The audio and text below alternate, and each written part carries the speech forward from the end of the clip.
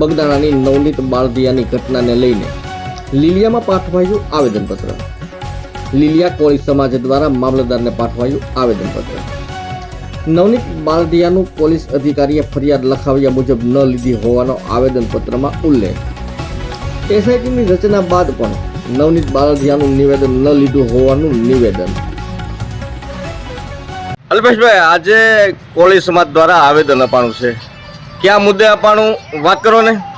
જે આજે નવનીતભાઈ બાલદિયા ઉપર જે બગદાણામાં ઘટના બની છે તે બાબતે લીલિયા તાલુકાના સમસ્ત કોળી સમાજ દ્વારા એક આવેદનપત્ર આપવા આવ્યા હતા।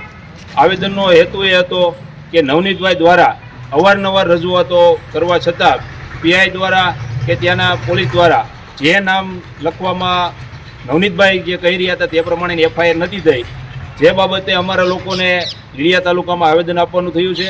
અને ખાસ કે આ એસઆઈટીની રચના થઈ છે તો આજ દિન સુધી એસઆઈટી દ્વારા નવનીતભાઈની કોઈ પણ પ્રકારની પૂછતાછ કરવામાં નથી આવી કે નિવેદન લેવામાં નથી આવ્યું।